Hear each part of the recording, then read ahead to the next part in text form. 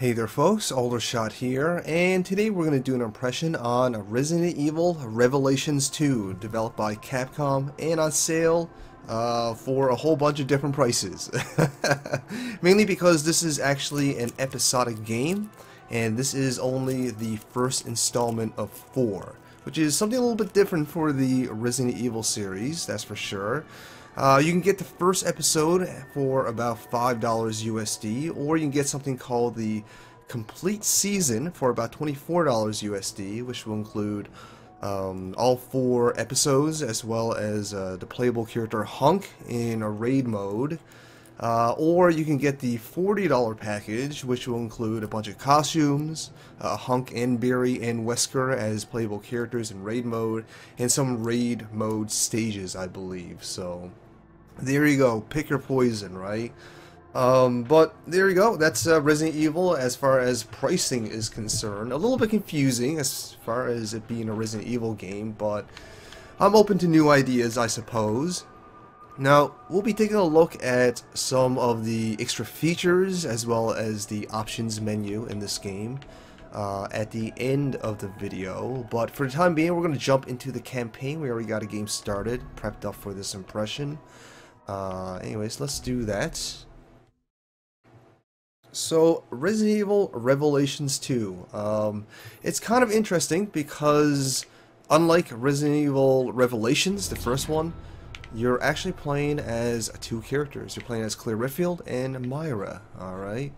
And there's actually a second campaign as well, where you'll be playing as Barry Burton and a little girl as well. You might remember Barry Burton from Resident Evil 1, and you might remember Claire Redfield from Resident Evil 2, classics making their return and all that. Alright, so you can control both characters, but for the time being, I think we're at a segment of the game where we can't actually, we can't actually do it right now, but there you go. We are playing as Claire at the moment. Obviously, she is the run and gun character. The character you'll be mostly using when you're in conflicts, you know, when you have to shoot zombies and all that kind of stuff. Now you might notice some frames drops as well. That's not my recording, that's not my computer, that is this game. This game is unfortunately not all that well optimized for the PC, which is a bit unfortunate. Especially when you, in certain segments, especially when you see a lot of fog and certain kind of effects and a lot of movements, you can see significant frame drops, you know, so that's really unfortunate. I hope they can patch that out eventually, but there you go. You should know that before jumping in anyways. Let's see if we can get into a segment where we can switch characters, as we can't quite do it yet. Myra's job is kind of interesting. She can't really do a whole lot of attacks. She does have a crowbar to melee characters with. She can even kill enemies if they're down by stabbing them through the chest or whatever, right? But her main purpose is to use the flashlight. She is the flashlight holder, I guess you can say. And when I get the opportunity to actually play as her, you can actually use the flashlight to not only kind of see where you're going, but also to find hidden objects. As hidden objects will shine, and you'll only see that shine when the flashlight is on it. And if you can focus the flashlight on that shine, you can actually pick up that hidden object. Now, if you played Resident Evil Revelations, the first one, they had a sort of similar mechanic where you had a scanner and you have to use the scanner to find hidden objects or to scan enemies for bonus points. Her flashlight, Myra's flashlight, is extremely similar to the scanner in Revelations 1. So if you played the first Revelations, you might be quite familiar to that. Alright. I still can't switch to her quite yet, but we'll be able to pretty soon. We should be getting into some combat pretty soon as well, which before we do that, I want to talk about some of the combat mechanics in this game. Obviously, you have your shoot, you know, you can throw your grenades, and you can heal if necessary and all that kind of stuff. Right now I have the shotgun and a pistol with me. Now, I've already finished the game once, and that's why I have the shotgun. Normally, at this part of the game, you wouldn't be using the shotgun quite yet, but I already finished it and allowed me to keep my equipment for the second playthrough. But anyway, something new to this game from, say, Revelations, the first one, you have a dodge button. just like that, and it's actually quite useful. Great for getting away from enemies and all that kind of stuff. And of course you have your knifey stabby McStab move as per usual, right? So anyways, we gotta get the keys, which I think this dead body has. Pick that up and open this door, and of course there's an enemy that pops out. Oh god. So when they grab you, you just kind of have to fiddle around with the analog stick until they stop grabbing you, essentially. We grab this bullets is all that's in here. Like I said, I already played through this game once, right? We're gonna just run away like cowards because that's what the game wants us to do. Now, here's something about playing with two characters at once. Well, you can't play as two characters at once, right? And unfortunately, because of that, the AI has to take the role of the second character. And as you can see, the AI is kind of dumb. It's not the smartest, and it does some pretty dumb things sometimes. And because of this reason, it gets a little bit frustrating at times, right? If you guys played Resident Evil 0, you'll know it had similar complaints, and unfortunately this game kind of suffers the same as Resident Evil 0. In that, the AI sometimes is just dumb. It does dumb things. It just stands there sometimes taking damage, and that's not great, of course, right?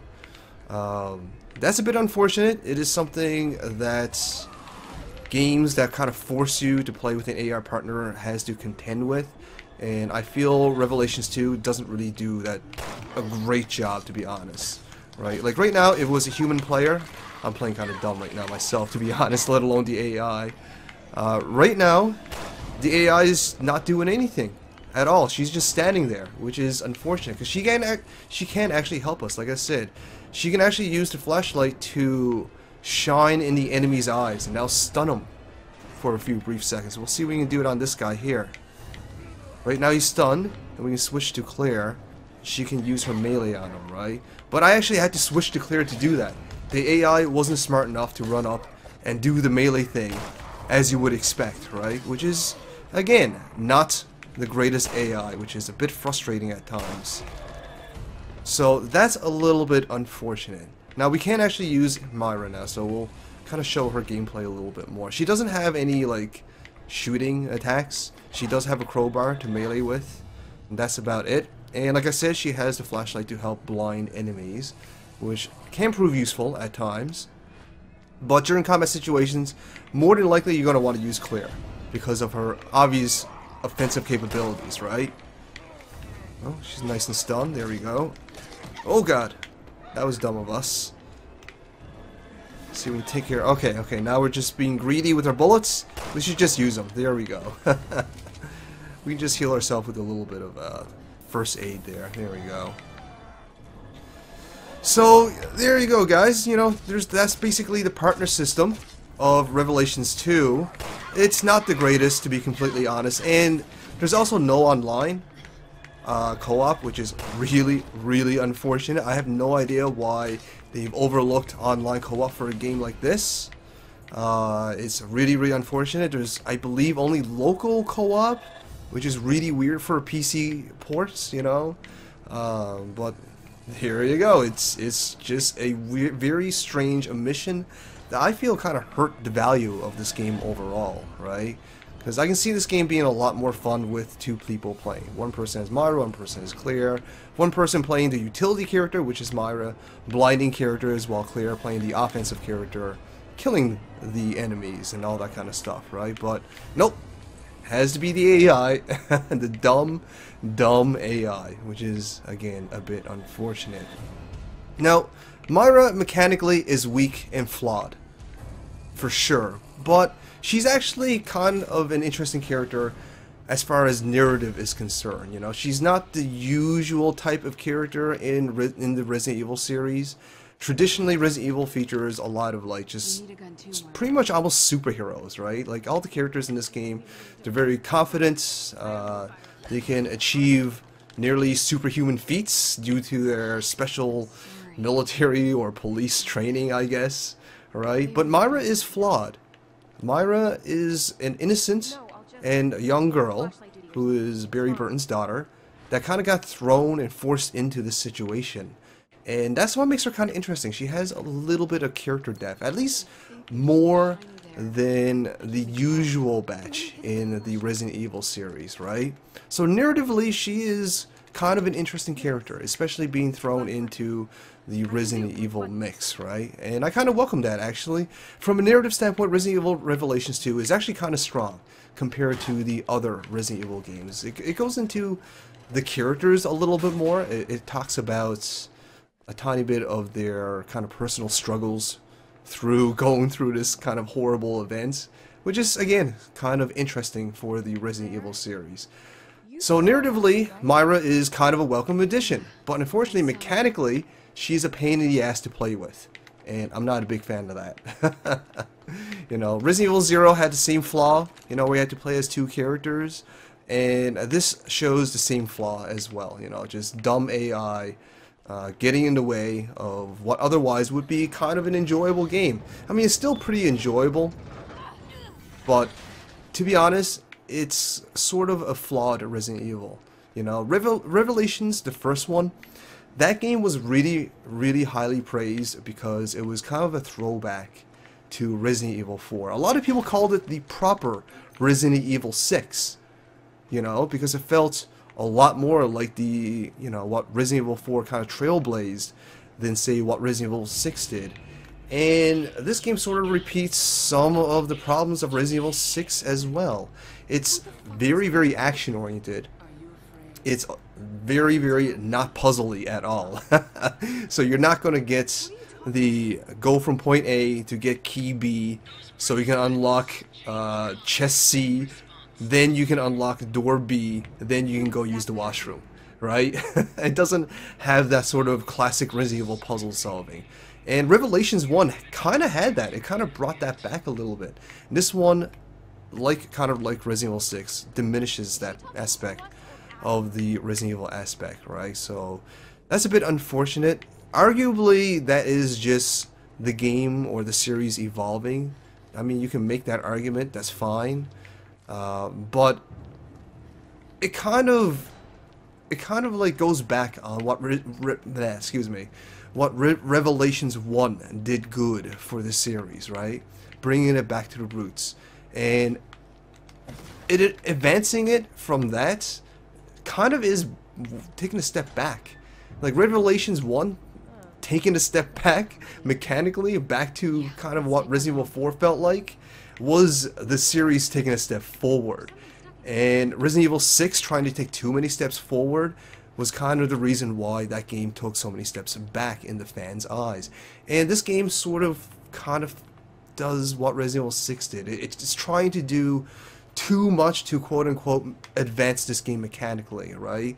And because of this, it suffers some of the same flaws as Resident Evil 6. It feels too much like an action game, you know, from the classic Resident Evils.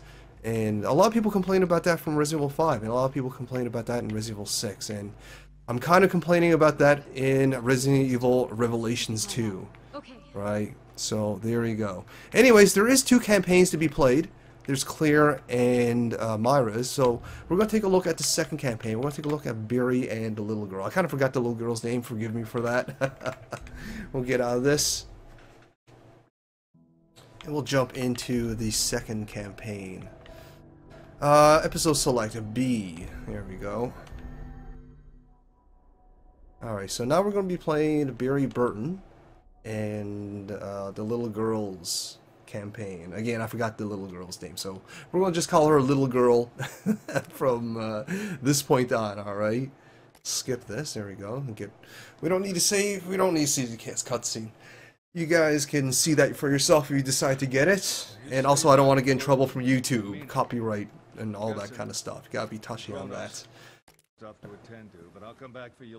Alright, so we're Barry. Now, it's going to play very similar to Claire and Myra's campaign, where you have one more passive character that serves more of utility use to help the offensive character, which would be Barry. And Barry is, again, very, very similar to Claire in that he's all offense, you know, he shoots the dudes, clears the way. Myra's role in this is to get into small spaces, as you would expect.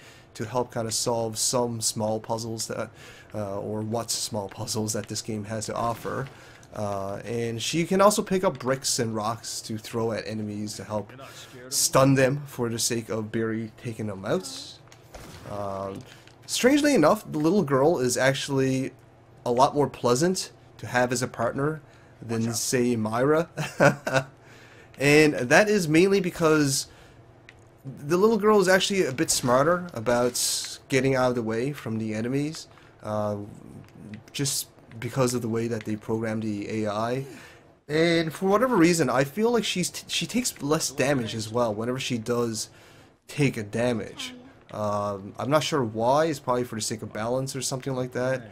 But there you go. She's like I said, she's actually less of a hassle to have around. And because she doesn't have to go around looking for objects, you know, when you're playing Myra and Claire, you'll be using Myra during downtimes so you don't miss any hidden objects. And because you don't need to use her for that purpose, you'll be spending most of your time playing as Barry in this campaign, which is actually a welcome relief from Claire's campaign, you know? Like I said, Myra is an interesting character from a narrative perspective, but mechanically, she's a pain in the ass. Right? I don't like playing as her. I don't like having to protect her. You know, all she does is suck up all my first aids, and I'm not a big fan of that. Whereas the little girl, she's smarter as far as an AI is concerned, and I don't have to play as her. You know, she's just kind of there, and I'm okay with that, right? So that's generally the rundown of Barry Burton's campaign. Other than that, you'll be kind of just going through area to area, you know, trying to unsolve this little situation that we got thrown into. You can actually combine your objects as well, which I should probably show. We will combine this with the red herb, and what do we get? More health, of course. There's a little bit of item management in this game, as you can see, and you can actually transfer some items to your other character as well. But honestly, I played through the game, and I didn't have to do too much item management, to be completely honest, outside of passing some items from one character to the other. It's not quite as item management intensive as some of the other Resident Evils, that's for sure. Now, the game is actually kind of short as well. Like I said, this is episodic, right? The first episode will take you anywhere between 2 to 4 hours to complete, depending on how you play. And the rest of the time, the main incentive to replay will be raid mode, which we will explore shortly. Oh, I am a terrible shot, apparently. Absolutely horrible. Now, Barry has different weapons as well, as you would expect. He has the assault rifle, which is kind of interesting. He also has a magnum. Quite powerful, actually. We powered it up during our raid mode as well. The progression that you get through skilling up and upgrading your weapons and stuff like that, that carries through in all the modes, which is sort of interesting. You know, you can use those upgraded weapons in raid mode and in campaign. So there is that. All right, and I believe Barry and Claire's campaign are fairly similar in length. They're going to be anywhere between 1 to 2 hours each, again depending on how you play, right? So it's kind of short, but if you're looking at it just from this one episode's perspective, $5 not asking that much, I guess, even for 2 to 4 hours. Plus there is also raid mode as well.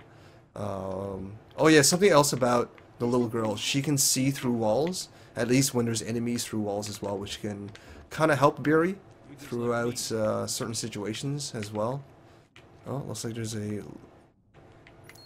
Oh yeah, she points at hidden objects, which allows Barry to pick it up as well, which is kind of interesting. But unlike Myra, you don't need her to actually see it. Barry can see it. You just need her to point it out, right? Which is... There you go. But anyways, that's enough of Barry's campaign. I think you guys kind of get the idea. Again, very similar to Claire's campaign.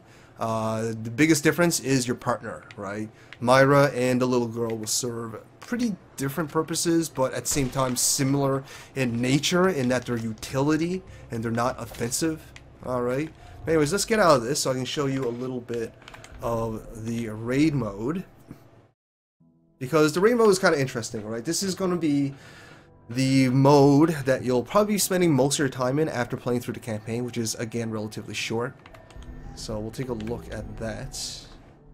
Right. Something about the game, like I said, it's not well optimized for PC, right? It's just not, which is a bit unfortunate. Raid mode, for whatever reason, for me anyways, just won't work online. I have to put Steam into offline mode in order to get it working. So that's why you're getting this message now. So we're gonna have to play this offline. No, there we go. And then we can actually explore raid mode a little bit. Now, if you guys played Mercenaries in, say, Resident Evil 4, or Resident Evil 5, or Resident Evil 6, or all the other Resident Evils that came after Resident Evil 4, then you'll be kind of familiar with it. You know, it's kind of like Horde mode from Gears of War-ish. You can select from different characters, and like I said, if you bought different packs, you'll get different characters as well. There's a whole bunch of Day 1 DLCs for this game. So think of that what you will, okay? Right now we got Clear leveled up to level 4, and we got some weapons unlocked as well. And there you go. You can actually pick up new weapons, and they'll come in the form of almost like booster packs. Random booster packs at they'll give you different level weapons, and you can upgrade your weapons before going into combat, yada yada yada. You can customize your characters here. You get different skills, and they'll unlock at different levels. As you can see, there's actually a lot of levels to get, upwards to 92 and above from the looks of it, and a good few skills to acquire as well. So we'll go through this door here, which will deploy us. Main mission, we're on the second stage. Mission 1, there we go, deploy. Now, Rainbow's kind of interesting. It's not going to be just going through a map killing a bunch of zombies. There's actually a few objectives. There's a few different types of raid modes. There's some of them where, like this one here, oh god, this is a perfect example of the game not being well optimized. I mean, even with YouTube's 30 frames per second, sorry for not recording 60 frames, guys. I just don't have that kind of processing power on my computer. It takes me too long to render it, okay? But even at 30 frames a second, I think you guys can see the choppiness of the frame rates in this level. You know, when you get a lot of effects like this is where the game starts slowing down to nearly a crawl, and that is extremely, extremely unfortunate. Not a big fan of that, obviously. They need to patch that out. But anyways, back to what I was saying. Raid mode vary in different objectives. This one is about protecting the central object here. You know, keeping the zombies from killing everything, or killing the objects, and obviously keeping the zombies from killing you as well. There are other levels where it's just kind of clear the way and get from point A to point B until you reach the end of the level. There's also time attack modes as well, where you have to kill zombies in a certain amount of time. So there is some variables to playing raid mode. It's not going to always be the same, which is welcomed, of course. You know, it definitely keep the raid mode from feeling too samey all the time, and that's obviously not a good thing. Anyways, we're going to unlock this treasure chest here. This is where you're going to be unlocking different upgrades and different weapons throughout your travels. Oh, our little object just took a little bit of hit there. Let's try to protect that a little bit more. Break this box to see if we can get any ammo, and of course grab these chests as well. Now this is more like an open arena, where some of the raid modes are more almost maze-like, you know? And again, that will vary depending on the game type that we'll be playing.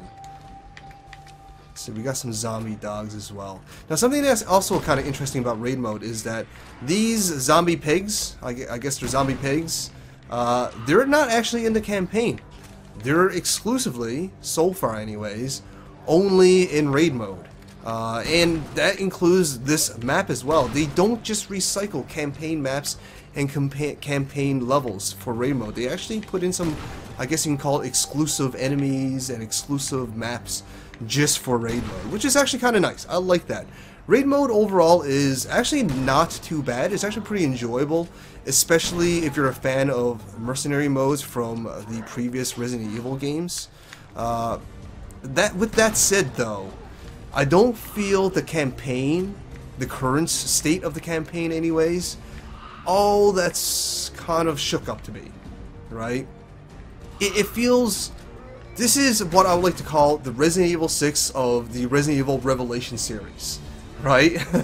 It's a lot more action-oriented. It's straying a lot further away from the Resident Evil formula that the Revelations 1 did really well bringing the series back to. And even though raid mode is enjoyable in this game, it's not what Resident Evil fans signed up for. I don't think there's too many Resident Evil fans, although I'm sure there are some, who said, I'm gonna get Resident Evil Revelations 2 to play raid mode. I'm pretty sure the majority of Resident Evil fans, of the people who are interested in this game, got this game or are interested in this game to play this game for the campaign mode, because that's what Resident Evil is all about traditionally, and that's kind of the expectation. Unfortunately, that's the weakest aspect of this game. The campaign mode is really just not that interesting, to be honest, and the AI really makes it kind of a chore to play in certain scenarios in the campaign, and that's really unfortunate. You know, you don't want that. You don't want the gameplay to be a chore, and with a dumb AI, the game kind of feels like that as far as the campaign is concerned. Now, again, luckily the raid mode is kind of enjoyable, which sort of saves the game a little bit, but the campaign is just a little bit meh, which is a bit unfortunate, right? And also, it's not well optimized. As you can see, the frame drops are just ridiculous here in this level, and you'll see that throughout the game, again, especially during high effect levels like with snow and, you know, a lot of stuff going on in the background. And so it's a flawed Resident Evil, which is very unfortunate, because I was really looking forward to this game. You know, I'm a big fan of Resident Evil 2. I was really looking forward to playing with Claire Redfield again. She is one of my favorite characters, if not my favorite character in the Resident Evil series. So I was really looking forward to this, and honestly, I gotta say, I'm a little disappointed. I'm a little disappointed, you know. Like I said, it's kind of like the Resident Evil 6 of the Revelation series. They kind of forgot why Revelations 1 was such a big success, why it was critically acclaimed, why the fans loved it so much. It's because they simplified it. They didn't have dodge. They didn't have all these DLCs. It didn't have bad optimization. It was just a well-made game that went back to its roots, to the Resident Evil formula. You know, it felt a lot like Resident Evil 4, which I think a lot of fans appreciated, and that's why that game was so good. It had great pacing and all that kind of jazz, and this game doesn't really have a lot of that. You know, the pacing is not that great, to be honest, and when the game starts feeling good, when you start getting into it, it just kind of ends. It just kind of cuts off abruptly, saying, hey, to be continued. Wait for the next episode, suckers. You know, which is a bit unfortunate. So that's kind of my thoughts on Revelations 2. It's a flawed Resident Evil. It's not, under its own merit, it's not a terrible game. You know, you're to analyze this game under its own merit of what it offers for your $5. You know, for that 2 to 4 hour gameplay plus raid mode. It's not a terrible game. You know, the optimization is pretty horrible, so that might actually affect your choice in your purchase, you know, that alone. But if you're a Resident Evil fan, if you came in expecting, you know, a Resident Evil experience, I mean, you'll get that, but you'll be getting closer to what I would call the Resident Evil 6 experience. You know, it's a lot more action-oriented. Anyways, let's get out of this. We'll give up on this. It's taking forever. I kind of want to quickly go over some of the extra features as well as the options and kind of sign out. I kind of said everything I kind of want to say about the game.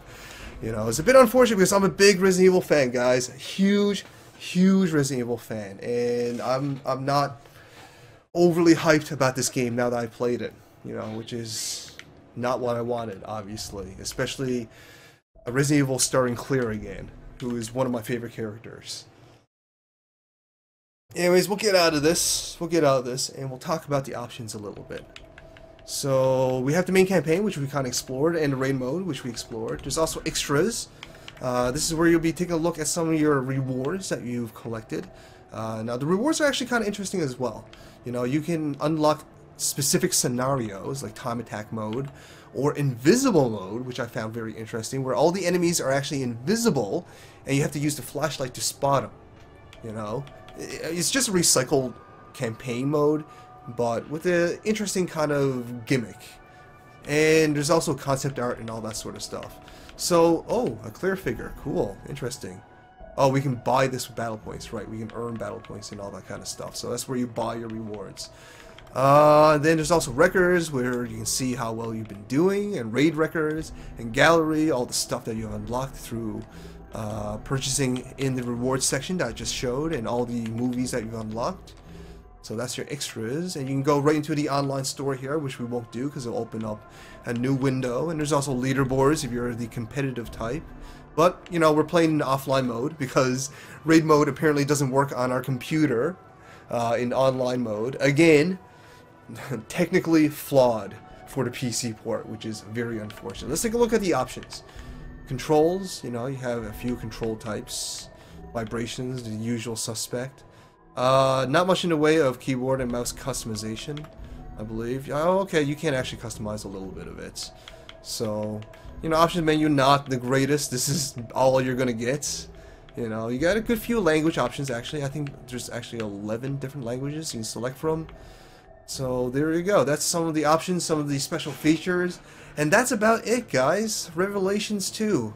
Yeah, definitely a flawed Resident Evil, unfortunately. I was really looking forward to this one. Not a really big fan of the Day 1 DLCs, but that's just me, that's subjective. How you feel about it is up to you. But I think some of the objective flaws I can say is definitely the unoptimized state that this version is currently suffering from.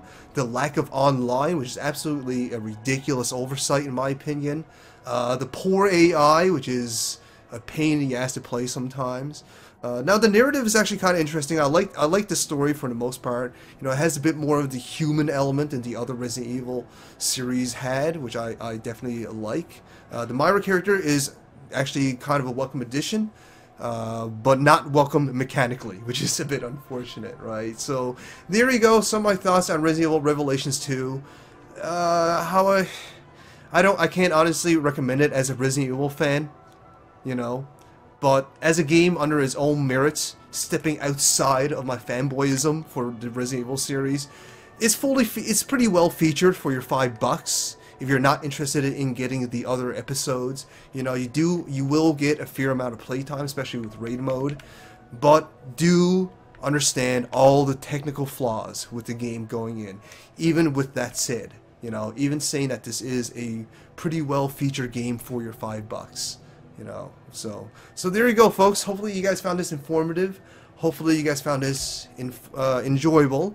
And if you did, you know, show me some love, like, share, fave, and comment. If you haven't already, subscribe, and I'll show you some more cool video games. Thanks for watching, folks. Aldershot out.